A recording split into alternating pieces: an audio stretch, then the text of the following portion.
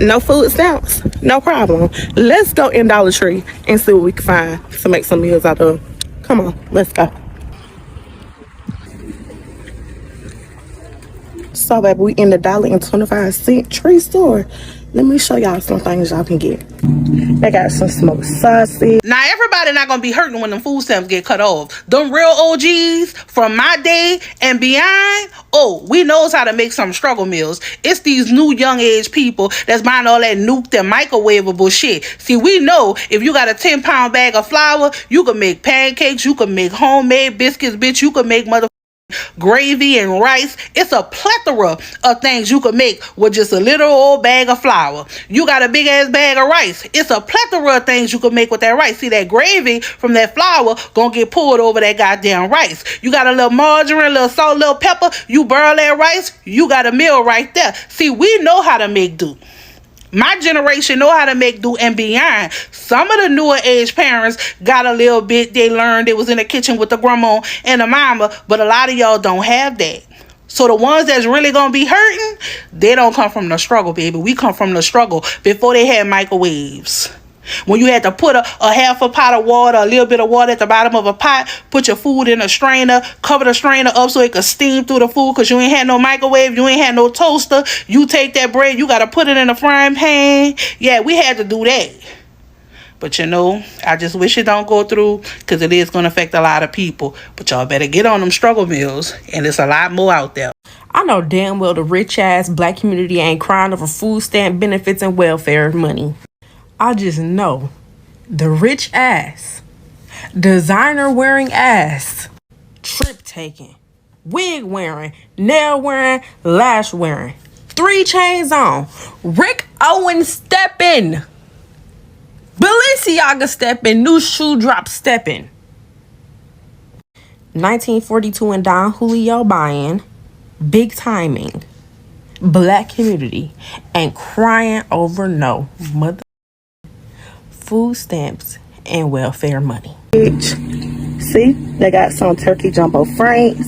They got some more sausage down here. They got a pack of bacon for $3.25. They got some peanut butter for $1.50. They have jelly for $1.50. They also have some bread, hamburger buns, regular bread, hot dog buns for just $1.50. Baby, if you want to be a little fancy and bake you a cake, they got that for $1.25. Also, the icing for $1.25. Muffins, all of that, $1.25. Baby, you can get you some pasta noodles for $1.25. Also, they got some ragu, $2.50. They got some Heinz down here for $1.25. Baby, they also got some Hungry Jack's skillet meals only for $1.25. They got some Alfredo noodles. They got the flavor packets of rice, some more rice, and that's the whole grain brown rice, only $1.25. Egg noodles. They got some pinto beans, baby. They got some black beans. They got some I don't know how to say these, but let me get it.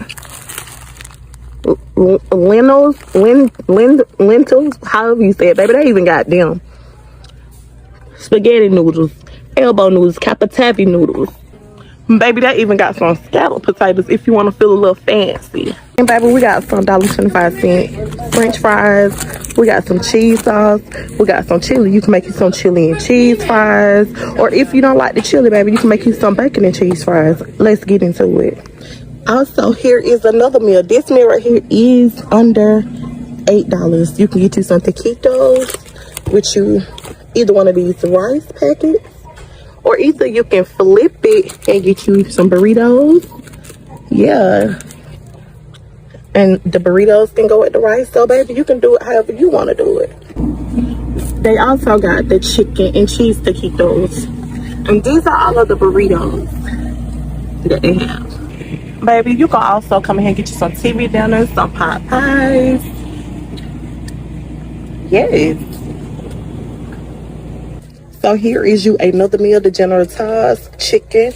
And here can you some rice, which if you have to get about 5 of them, because they don't have a bag. So, but still you can pair this meat right here with rice. and that is under $10. This is like $5. Baby, you can even add this stir fry mix to the chicken. Hold on, let me get it and pair it together. So baby, you can even pair this together and make it a meal. I told y'all, you got to get creative with your mind. They even got the orange chicken. They got the chicken fried rice. What's up everybody, welcome back to the channel. Thank you so much for clicking on today's episode. I appreciate your support. In case you're new here, my name is Vanessa. Kindly consider subscribing. I came across something that got me thinking deeply. I mean deeply. People are saying that Black Americans are now complaining about the recent SNAP or food stamp benefits that are already cut, but why? Is it because they don't need it anymore, or is because they have simply learned to survive in silence? And if you're watching this video and you are Black and you're crying loudly, sweetheart, it's better you stop there, because our ancestors are not happy for that. They might not be proud of you, because I believe that we have that ability to adapt in any kind of situation that comes on our ways. Anyways, today we're going to dive into the real story, how the Black community is facing these challenges with a quiet strength and what's happening behind the scenes. Of course, even if you might not see them complaining or crying that much, there is something that is happening behind this silent, and let's see why this issue deserves more attention than it's getting. So stay tuned, watch till the end. Of course, we have different speakers, especially Black people themselves are speaking what they think about these SNAP benefits that are gone. So credit belongs to the original creators. Let me know what you think in the comment section. I'll be back with more commentary. Try not to miss out my final thoughts or conclusion about this. Without taking much of your time, let's watch. Okay, this is for everybody who's crying and complaining about, oh, we're not gonna get no food stamps. I don't know about y'all, but my people, food stamps or not, we gonna eat. We gonna eat. We've been eating. We know how to make a way when there's no way. We got a crackhead down the street who will go in Walmart and take every piece of meat they got. We got another one down the street that'll hit up HEB, Kroger, or whatever's in your area. So y'all can miss us with that crying stuff, because take the food stamps if y'all want. We ain't tripping. We're going to have big turkeys, chicken, collard greens, yams, ham, all that. We are going to eat. So the government is taking away EBT cards. And you know who's not complaining? Black men. I thought we were supposed to be broke. You know, especially fit Black men, as one video girl said. I thought we were supposed to be broke. I don't even see white folks complaining, since they're supposed to be more on welfare. Where are their videos? To me, the only logical response to the government canceling SNAP benefits is for Americans to cancel the holiday season. Close the wallets. Close the wallets. You don't need to buy a turkey. You've had turkeys for the last how many years? You're good to skip a year. Black Friday hasn't Black Friday and I don't know how long. The deals suck. You don't need a new flat screen. You already got one from last year. Your kids have tablets, they have toys, they have electronics. They'll be good to miss out on 1 year. They'll be okay. Close the wallets. Cot boy. You know? We should be spending any money then. It makes no sense for, in response to the government taking food off people's tables, for us to then open our wallets and continue the economy as if nothing is wrong. So due to the government shutdown, there will be no SNAP benefits dispersed for November of 2025. And I feel like y'all need to feel this, because y'all put those people in position to do this to y'all. Y'all voted for him. Y'all went out thinking that, oh, this man was going to give y'all something. Guess what? They cannot say it's the Democrats or the liberals, because guess what? The Republicans own every single part of the government. I'm talking about the Senate, the House, the presidency, and they own the Supreme Court. And it's always going to be about politics. Oh, the Democrats aren't doing this. No, y'all asked for this because y'all thought y'all was going to get a stimulus check and some free money. It's never going to be free. It's always going to be at the cost of the taxpayers' dollars. And they're going to say, oh, it's going to affect the brown and blacks. No, it affects the Caucasity, because guess who are on more government benefits than any other ethnicity. The Caucasian these people are. And I feel like y'all need to feel that because y'all went and did this. Because guess what? The rich is getting richer and the poor is getting poor. And it is what it is. But y'all know what to do. Get in the comments. Let's go. I'm not upset because guess what? It doesn't affect me. It doesn't affect a lot of people that are around me, but it is going to affect kids who are hungry. They're talking about the food banks are open. People are going to be starving in the richest country in the world. And y'all talking about, oh, it's somebody else's fault. No, it's y'all fault because y'all put them people in position. Y'all know what to do. Get in the comments. Let's go. But yeah, they say the food bank's open. That's what they said today in a meeting. The food banks are open. They don't understand how their SNAP benefits are being cut off in November. They literally thought when they heard SNAP benefits, it was only going to hit the black folks. Okay. Now I'm going to say this. When the government shuts down, it does not just shut down for one particular group of people. It shuts down for everybody and they fucking mama. So yes, white people in the Midwest, these Appalachian white folks, y'all ain't gonna have y'all shit. Now, I am going to say this. When you decided to vote for that man, you put a wild card on the table during Uno. You don't know which way this man is going to go. And no, I am not blaming Democrats once again. They are holding the fucking line for the Affordable Care Act and Medicaid. Something you white folks on SNAP need. So y'all better buckle up. Now, if there's an uptick in shoplifting in grocery stores, if y'all see that shit, be like Pam on Martin. I ain't seen jack. Because we ain't seen none of it. Now, food banks are going to have a hard time because you already got federal workers that don't have any benefits whatsoever right now, are not getting paid. You also have people in the armed services that are not getting paid that are lined up at those damn food banks. Now you got over 40-something million people that will not be receiving their SNAP that's going to need food as well. So I do expect an uptick in shoplifting. Do what the fuck you got to do to survive. Alright, first let's talk about what's going on. SNAP is also known as food stamps, is a federal program that helps low-income families buy food. Recently, benefits reductions have hit millions of households, and for many black families, this is a serious concern. Statistics shows that Black Americans make up around 25% of all SNAP recipients, even though they are only 13% of the total population. That means this community depends on it more than most. But when the cut came, the silence was so surprising, and some are wondering why aren't many Black Americans mourning publicly. Some they say it's because they are used to surviving. History has taught the Black community resilience from slavery,